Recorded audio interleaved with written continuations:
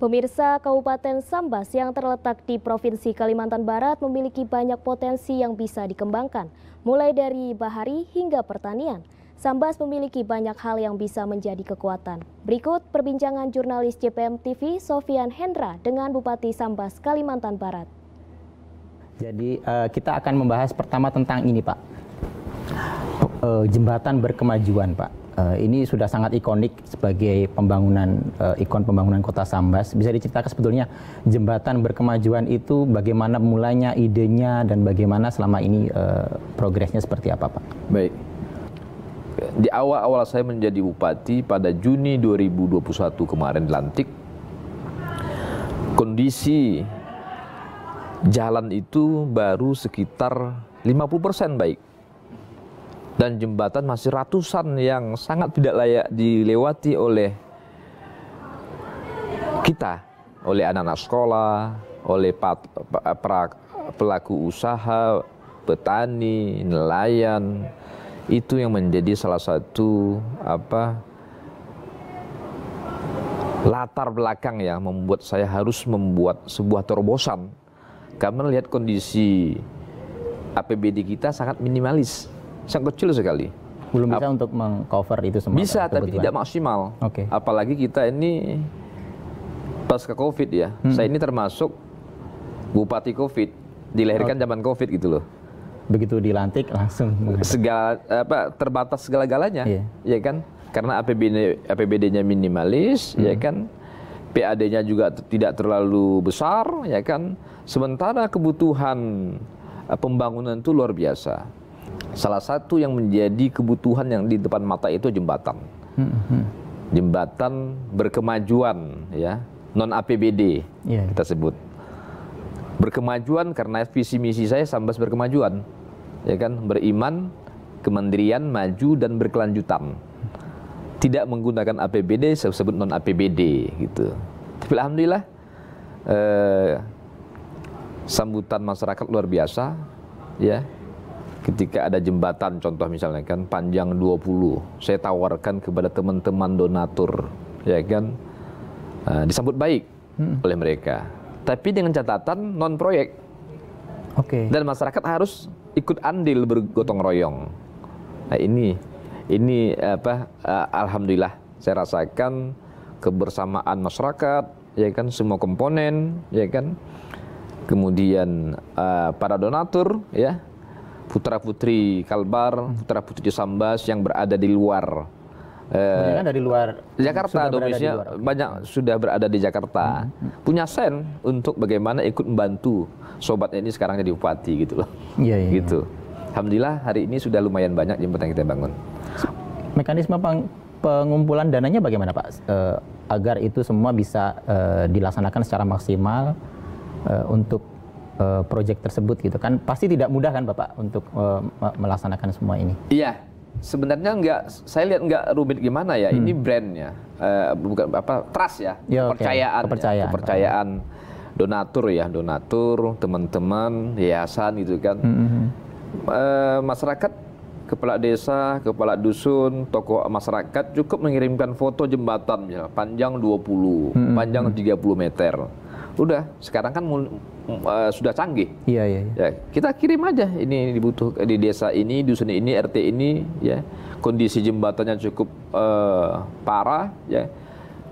Perlu mendapat atensi dari kita semua. Sementara ini pemerintah daerah Sambas belum mampu mengakomodir. Kalau mampu tahun depan terlalu lama, harus musrenbang des, musrenbang kecamatan, kabupaten. Sementara kebutuhan masyarakat hari ini depan mata. Coba anak-anak sekolah kau jatuh gimana coba, ya kan? Para petani membawa hasil produksinya gimana coba, ya kan? Nelayan gitu juga, orang sakit gitu juga, lewat situ semua, ya kan? Alhamdulillah dasar-dasar itulah kita mengetuk hati-hati para donatur gitu, disambut baik. Saya merasakan sudah hampir lebih 50 jembatan yang dibangun selama jabat bupati ini. Ada kemudahan-kemudahan, ya. Dengan catatan kita transparan, terbuka. Transparan. Kalau 10 juta ya 10 juta, kalau 50 ya 50 gitu. Kita serahkan sepenuhnya kepada masyarakat gitu. pertumbuhan ekonomi di Sambas kan sudah terus mengalami perbaikan dan terus-menerus. Kemarin di Musrenbang juga Bapak menekankan tentang desa mandiri. Bisa dijelaskan Pak, untuk desa mandiri itu nanti perkembangannya seperti bagaimana? Iya, menyangkut masalah desa mandiri, untuk di Kalbar alhamdulillah, Sambas, 2 tahun terakhir ini kita sudah menyumbangkan 168 desa mandiri dari 195 desa. Insya Allah tahun depan 2024 akan kita genjot ya, sisa 27 desa lagi. Mudah-mudahan ya tahun depan bisa seluruh desa di Kabupaten Sambas sebanyak 165 desa bisa menjadi desa mandiri semua. Itulah saya katakan ya, Sambas harus menjadi kabupaten terunggul di Kalbar. Salah satunya sektor apa? Desa mandiri. Desa mandiri. Gitu.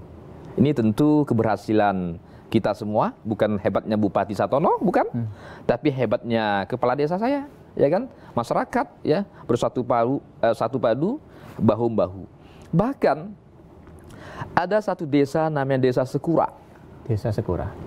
Kecamatan Teluk Keramat, Kabupaten Sambas, ya, berada pada posisi ranking ke-17 nasional desa mandiri. Desa mandiri. Bayangkan. Okay. Maka sampaikan kepada kepala desa saya, tidak perlu studi banding keluar Jawa, saya bilang. Karena potensi sumber daya manusia di Sambas itu tidak kalah juga dengan daerah-daerah di luar Jawa, di luar Kalimantan, ya kan? Betul nggak?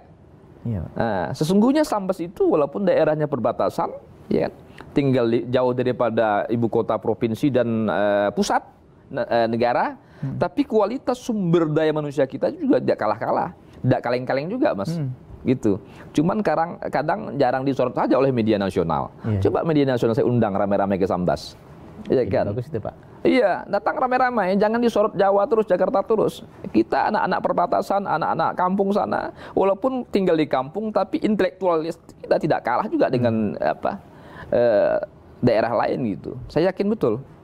Ada 3 potensi, ya, masyarakat Gunung Sambas yang belum tergali maksimal. Pertama, sektor pertanian, perikanan, wisata.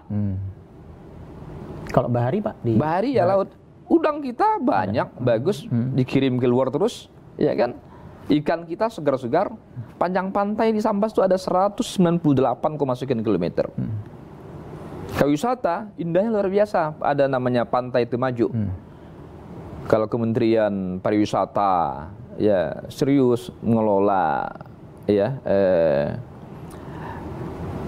wisata, ya kan, Sambas tidak kalah juga. Pantai Temajuk itu tidak kalah dengan Bali, ya kan. Maka saya mohonlah dengan sangat kepada pemerintah pusat pada momen yang strategis ini, ya melek juga lah dengan daerah-daerah perbatasan Kalimantan, ya kan, daerah-daerah terpencil, ya kan, ya. Kita punya potensi, tapi belum dilirik maksimal. Ada harapan spesial nggak, Pak, buat pemerintah pusat dengan pengalaman Bapak selama beberapa tahun? Ke depan putra-putri kami, putra-putri daerah kami ini ingin juga tampil lah. Contoh ya, paling kecil, saya kepingin Kapolres Sambas tuh orang Sambas lah, Dandim tuh orang Sambas lah, kan gitu, ya kan, betul nggak? Ya, selama ini masih banyak dari iya, luar, sebenarnya nggak masalah sebenarnya kan. Artinya apa? Kita juga punya prestasi, punya potensi.